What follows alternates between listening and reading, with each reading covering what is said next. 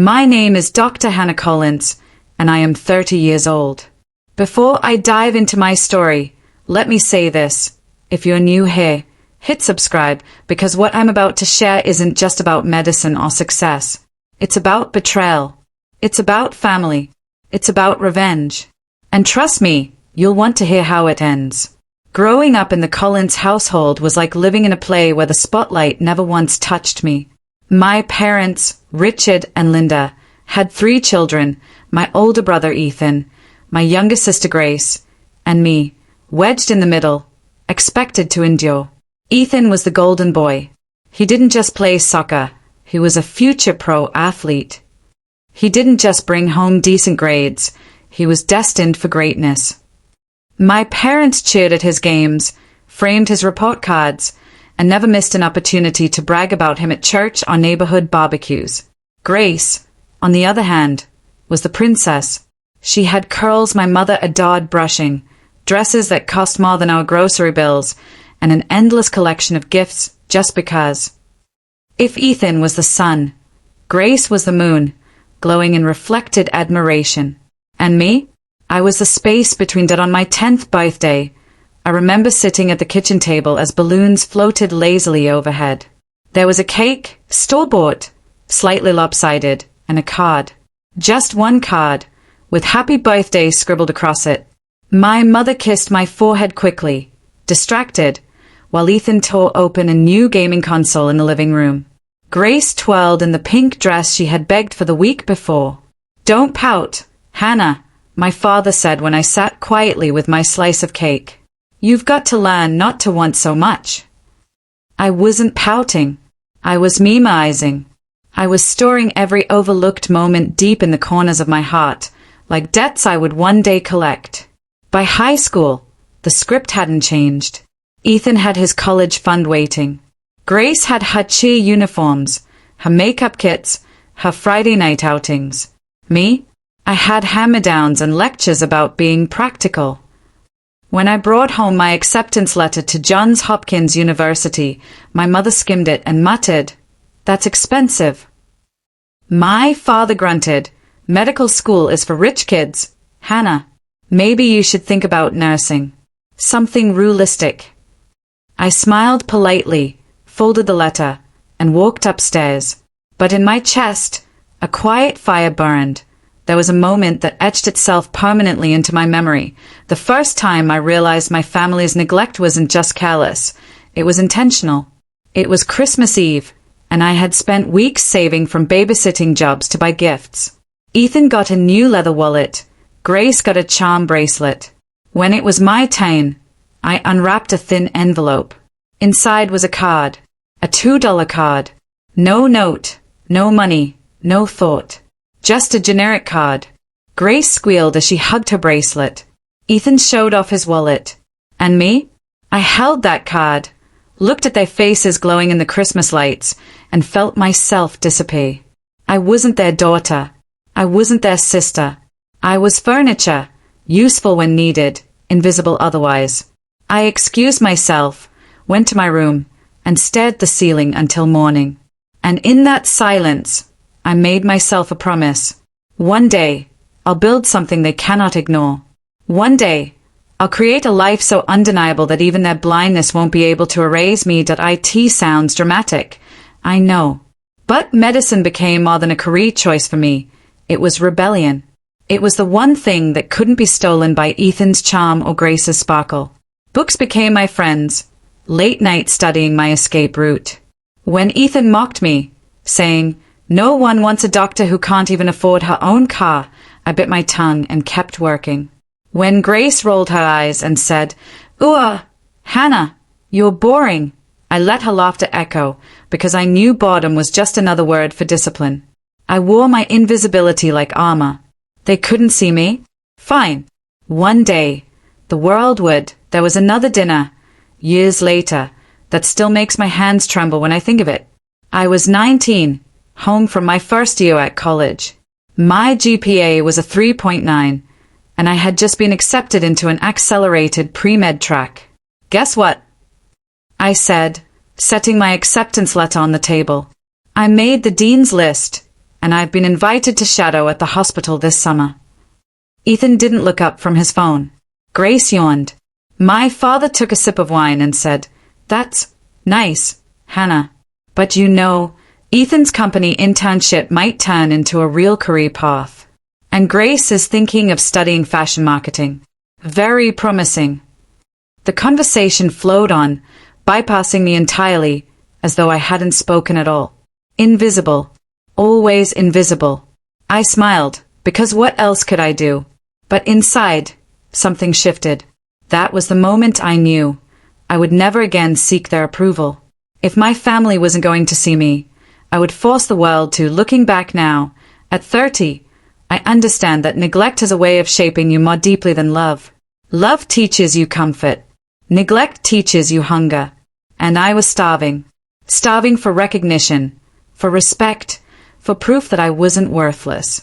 That hunger built my clinic, patient by patient, sleepless night by sleepless night. It gave me the strength to crawl through debt, to face failure, to push when no one else believed. But at this point in the story, the part where I'm still a child, still invisible, I didn't yet know how far that hunger would take me. I only knew one thing. If my family wanted me to vanish, I would make sure one day they'd regret it. Med school was where I learned the difference between wanting something and bleeding for it. From the moment I stepped onto campus with my second-hand backpack and a handful of scholarship papers, I knew my journey wasn't going to look like Ethan's, with his connections and internships, or Grace's, with her beauty and social ease. My journey was raw, ugly, and expensive, so expensive that the weight of my student loans felt like chains dragging behind me everywhere I walked. But for me, there was no other option. Medicine was my escape route, my rebellion, my lifeline, and I wasn't about to let anyone take it from me. Those first years nearly broke me. I worked night shifts at diners and pharmacies, sometimes stumbling into class still smelling of grease and coffee. I lived off ramen noodles and dollar menu burgers, convincing myself it was budget discipline when in reality it was survival. My shoes wore thin from walking miles to the hospital because I couldn't afford parking passes. My hands cracked from washing them so often, scrubbing away fatigue while clinging to a dream that sometimes felt more like punishment than purpose. What stung most wasn't the struggle, it was the silence from home. My parents, Richard and Linda, didn't send care packages or encouraging calls. Ethan was busy climbing his corporate ladder, praised endlessly for his internships, while Grace posted photos of her weekend trips, each caption soaked in indulgence. When I called home, updates about my exams or clinical rotations were dismissed with half-hearted "That's nice, Hannah," before the spotlight turned back to Ethan's job prospects or Grace's shopping haul. I became accustomed to it, almost numb, but each dismissal was another weight pressing into me. Each one whispered the same message: "You don't matter. You're on your own." And maybe I was. But being on my own taught me resilience. I learned to budget down to the penny, stretching a $20 bill across an entire week. I learned to function on 3 hours of sleep, smiling through exhaustion as I presented case studies or shadowed surgeons. I learned to keep moving even when doubt screamed that I wasn't cut out for this. Because every time I thought of quitting, I remembered that night, the Christmas card worth $2, and the way it had boned into me. I would rather collapse than give my family the satisfaction of being right about me. The clinic began as a fragile dream during those years, scribbled on notebook pages between anatomy lectures. I envisioned a place that didn't just treat patients, but welcomed them, where money didn't decide who got care and who didn't.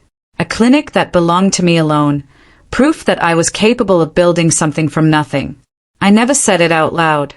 If I had, my parents would have laughed, Ethan would have sneered, and Grace would have rolled her eyes.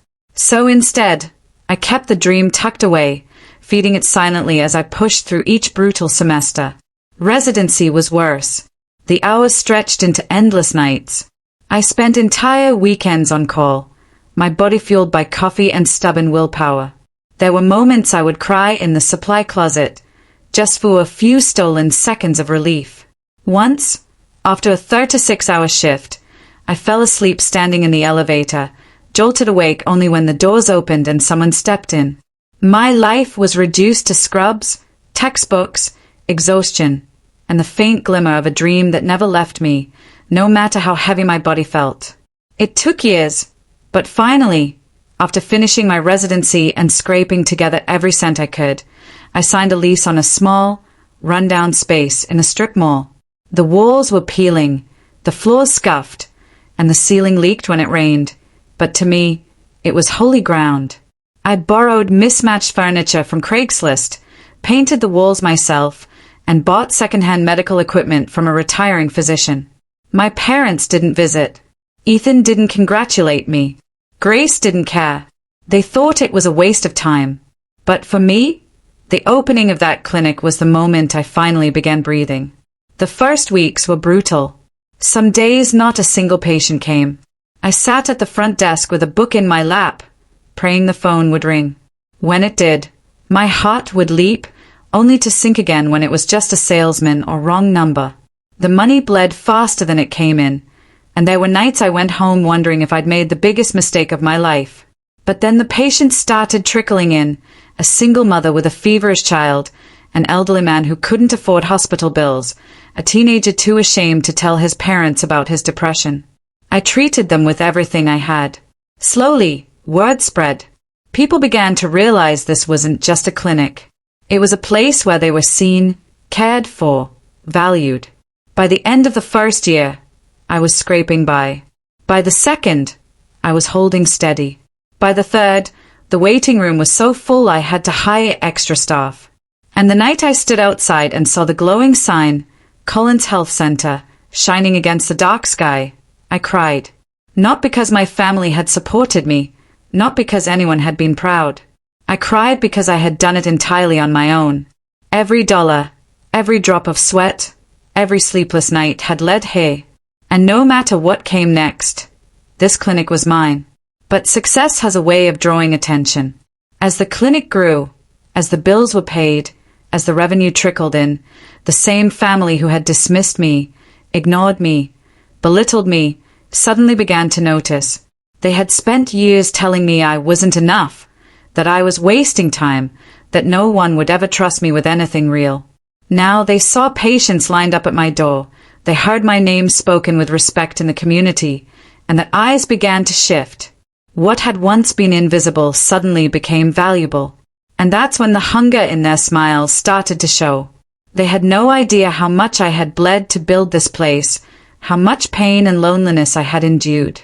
They didn't understand the countless nights I spent crying in secret or the meals I skipped to save a few dollars. All they saw was the result. And for the first time in my life, my family wanted a piece of me. And that was their mistake. The day my family finally showed up at the clinic, it was as if ghosts had walked through the door. For years, the building had been mine alone, my sweat in the walls, my breath in the air, my name glowing on the sign. Patients came in with gratitude, neighbors stopped by to thank me, and slowly, the clinic became the kind of place I had once only scribbled about in the margins of old notebooks. But my family never cared. Not once in all those years did Richard or Linda Collins step through the door to say, "We're proud of you, Hannah." Not once did Ethan call to ask how I was holding up after another overnight shift. Not once did Grace offer more than a careless shrug when she heard the word clinic. And yet, on that bright morning, they arrived, dressed sharp, smiling too wide, their voices sugar-coated. I should have known immediately. They hadn't come for me. They had come for what I had built. Mom looked around with rehearsed amazement, touching the framed certificates on the wall like they had any meaning to her. "This is lovely, Hannah," she said, her voice bright, brittle, false. Dad gave a tight-lipped smile, the kind he reserved for photo ops at charity events. Ethan walked straight to the reception desk, asking about numbers, patient flow, and insurance contracts before even looking me in the eye. Grace trailed behind, snapping photos for Instagram, captioning them with things like "so proud of my sister," when we both knew she hadn't spoken to me in months. For years, I had dreamed of this moment, my family finally stepping inside, acknowledging what I had done. But the reality was a blade, cold and sharp. They weren't here to congratulate me. They were circling, testing, calculating. It didn't take long for the truth to surface. Over dinner one night, Ethan leaned back in his chair, fingers laced behind his head, and said, "You know, Hannah, with the right management, this place could expand. Franchises, more clinics. Investors would eat this up. You shouldn't be handling this alone." Grace chimed in, her tone coated in feigned concern. "Yeah, you're, amazing, but don't you think it's too much? You need help. We could totally take some of the pressure off you." Even Dad, who had once dismissed my dream as a phase, joined in. "You've built something respectable. But respectable isn't enough. If you want this clinic to last, you'll need to bring in people who understand business." People, not me. The words wrapped around me like chains, echoing the same message I had heard my entire life. You're not enough. You need us. But I wasn't the girl with the $2 Christmas card anymore. I wasn't the daughter waiting for recognition that never came. I was the woman who had built this clinic from scraps and suffering, who had carried every brick of it on her back when no one else believed. And now they wanted in, without ever paying the price I had. Their visits became frequent. Ethan brought spreadsheets and PowerPoints, showing how we could triple profits by cutting services to low-income patients. Grace suggested redesigning the waiting room to look more Instagram-worthy for branding. Mom started dropping by with casseroles and polite smiles, as though home-cooked food could erase years of absence. And Dad? He talked about legacy, about how Collins Health Center could be the family name's crown jewel. The audacity made me sick. For years, they had ignored me, belittled me, starved me of love. Now that my clinic had value, they wanted to drape themselves in it like a new coat. They wanted to rewrite history, pretend they had always been behind me, that this was somehow a family achievement. The breaking point came one evening after closing. I had stayed late to finish charts when I heard the sound of voices in the lobby. Ethan, Grace, Mom, and Dad, standing there, papers spread out, speaking in low, urgent tones. I stepped closer, my stomach twisting as I caught their words. "She's in over her head," Ethan was saying. "She doesn't know how to scale. If we push her the right way, she'll hand this over." Grace laughed softly. "She'll cave. She always does. She just wants to feel included." And then Mom's voice, colder than I'd ever heard it, "We'll make her see reason. She owes this family, after everything we've done for her." Done for me? I froze in the shadows, their voices searing through me like fire. In that moment, I understood exactly what they were. They didn't see me as family. They saw me as a resource, a vein to be tapped until it ran dry. I walked into the lobby, my footsteps sharp against the tile. Their heads snapped up, guilt flashing across their faces before quickly melting into false smiles. "Hannah," Dad began, "we were just talking about the future of this place." "No," I cut him off, my voice steady, firmer than I'd ever heard it. "You weren't talking about the clinic. You were talking about me, about how to take what I built." The silence that followed was heavy, suffocating. For once, they didn't have quick comebacks or clever deflections. They looked at me like they didn't recognize me. And maybe they didn't, because for the first time, I wasn't the overlooked daughter, the invisible sibling, the one waiting to be chosen. I was the one drawing the line. From that night on, the air between us shifted. They didn't back down, not immediately. They pushed harder, dangling promises of growth, success, recognition. But the more they pushed, the clearer it became. This was no longer about family. This was war. And in war, blood is always spilled. The morning after I confronted them in the clinic lobby, I woke up with a strange calm. My heart wasn't racing, my hands weren't shaking, and for the first time in years, I felt like I wasn't walking on eggshells around my own family. The truth had finally left my mouth, and once spoken, it couldn't be shoved back into the shadows where they had always wanted me to live. But clarity is a double-edged sword. The moment I chose to stand up, I also chose the consequences. They came fast.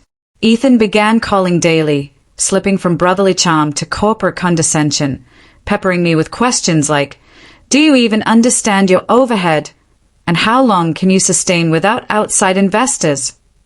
Grace flooded her social media with photos at the clinic, tagging me as if she were a partner, her captions dripping with the narrative that she had been supportive all along.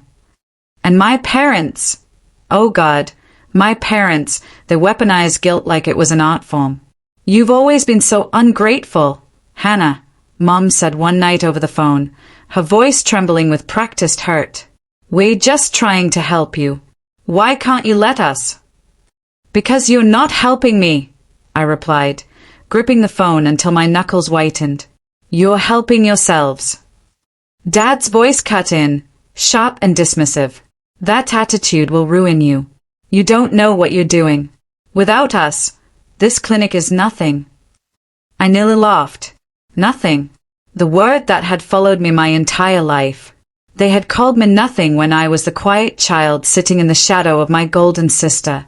They had called me nothing when I dropped out of college for a year to work double shifts and save money. They had called me nothing every time I reached for more than they were willing to give. And now, standing in the center of everything I had built, they dared to call me nothing again. But this time, I had proof in every brick and every patient chart that they were wrong. So I drew the line. The next day, I met with my lawyer. I had been cautious from the beginning, signing everything under my name, setting up airtight contracts, ensuring the clinic wasn't vulnerable to the kind of manipulation I knew my family was capable of. But I had never expected them to try and worm their way in this blatantly. My lawyer, a sharp-eyed woman named Sandra, listened to every detail as I laid it out. She didn't flinch. She didn't look surprised. She had seen families do worse to each other. "You've done the smart thing," she told me, flipping through my paperwork. "This clinic is locked tight. They can't touch it. But if they keep showing up, we can file restraining orders. At the very least, we can put formal distance between them and your business." The words hit me harder than I expected. Formal distance. Legal distance. A line so permanent it might as well have been etched in stone. I had fantasized about standing on my own, about living without their approval, but the reality of cutting them out in the open daylight of law and paper made my chest ache. They were my family, my blood, and yet they had left me no choice. When I left Sandra's office, I sat in my car for nearly an hour, staring at the steering wheel. The weight of everything pressed down on me, the years of being overlooked, the sting of Christmas mornings when my sister unwrapped glittering gifts while I held a card worth less than lunch money, the way my father had looked at me when he said nothing. And I thought, if I don't draw the line now, they'll devour me alive. So I drew it. The next time Ethan showed up with his spreadsheets, I met him in the lobby and shut him down cold. "This isn't your clinic," I said, my voice clear, unwavering. "It never will be. Stop coming here."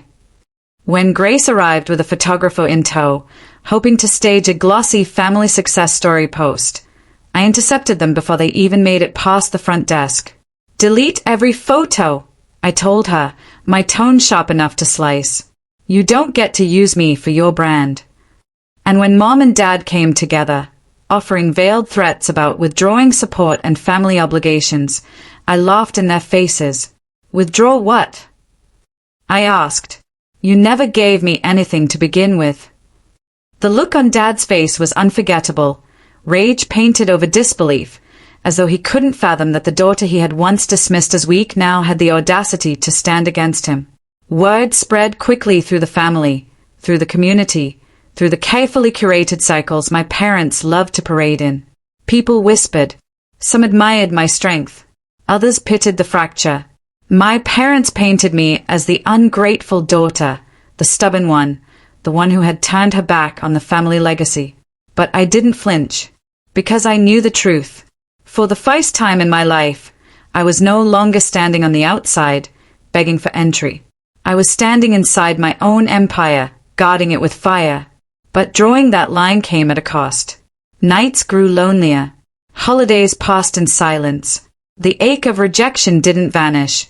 It deepened, because this time, it was by choice. I had chosen to protect myself over belonging, survival over illusion. And every choice carved me into someone harder, sharper, less willing to bend. Still, when I walked through the clinic's hallways, hearing the murmur of patients thanking my staff, watching children leave with healthier smiles, seeing lives change under the roof I had built, I knew one thing with certainty: the line I drew was the reason this place could stand.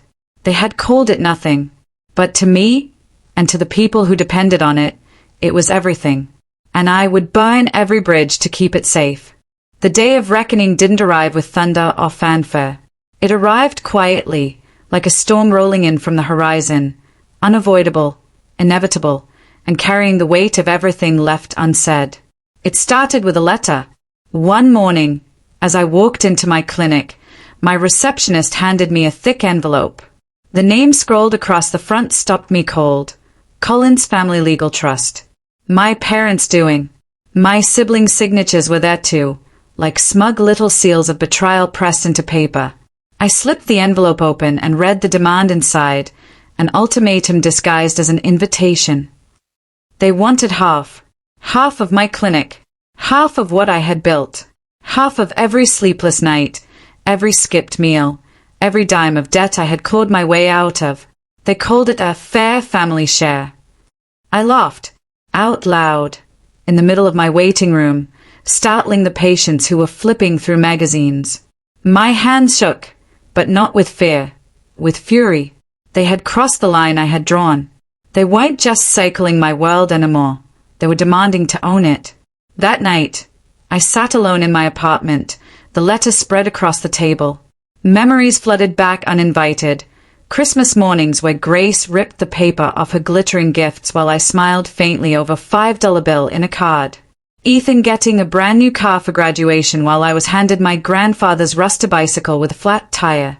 Dad's hand clamping my shoulder, telling me to toughen up when I cried. Mom's voice dismissing every small victory I celebrated. I thought about the girl I used to be, the one who stayed quiet, who swallowed every slight, who told herself that one day, if she worked hard enough, they'd finally see her. But that girl was gone. The woman sitting at that table, staring at the demand for half her empire, wasn't begging for recognition anymore. She was ready for war. The next day, I called Sandra, my lawyer. We're done playing defense, I told her. It's time we take the fight to them. She didn't flinch. Sandra was a woman who had seen families implode over less. Do you want to burn the bridge completely? She asked, her tone even. Yes, I said. My voice didn't shake. I want to make sure they can never touch me again. So we began. Every receipt, every loan document, every chart of the clinic's growth, we pulled it all. We built a fortress of proof. My blood, my sweat, my sacrifice, etched in ink. Sandra filed motions that dismantled their claims one by one. She drafted cease and desist letters that landed like grenades in their pristine suburban mailbox. And when Ethan tried to show up at the clinic again, strutting with his arrogance, I had security escort him out while patients watched.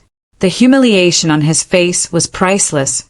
Grace went quiet on social media for the first time in years, her glossy influencer persona cracking under the weight of reality.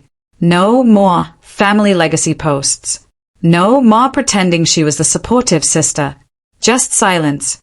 But my parents, they didn't go quietly.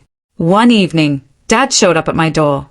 His voice was low, threatening, laced with the authority that had once made me cower. You're making a mistake, Hannah. Family is everything. Don't forget who raised you.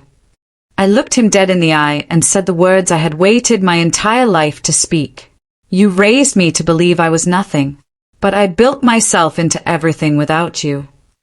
He flinched, not because I yelled, but because I didn't. My calm broke him more than any screaming match ever could. The next week, our case hit court. They thought they could shame me into surrendering, but the judge saw it for what it was: greed, plain and simple. Sandra presented everything, every scrap of evidence proving that I, and I alone, had built the clinic from the ground up. The ruling came swift and brutal. The clinic was mine, fully and legally, untouchable by them. Their claims were dismissed with prejudice, meaning they couldn't try again. I walked out of that courtroom lighter than I had ever felt in my life. For years, I had carried their voices inside me, telling me I wasn't enough, that I'd never been more than second best, that I was invisible. And now, those voices had been silenced in the only language they understood, law and loss. But I wasn't finished. The final reckoning wasn't just about protecting my clinic. It was about rewriting the story they had forced me into. I held a press conference a week later, flanked by my staff. Cameras flashed, microphones thrust toward me, reporters hungry for the scandal of a family torn apart by greed. I didn't flinch. I didn't tremble. I told the world exactly what happened.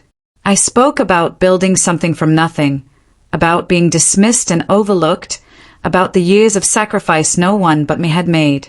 I spoke about family greed, about boundaries, about the cost of silence.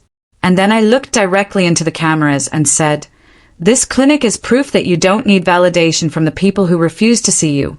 You don't need to hand your victories to the ones who tried to bury you.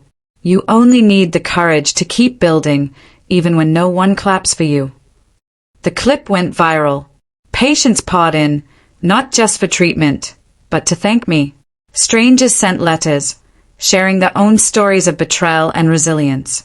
For the first time, I wasn't invisible. I was seen for who I truly was. And my family, they vanished into their silence.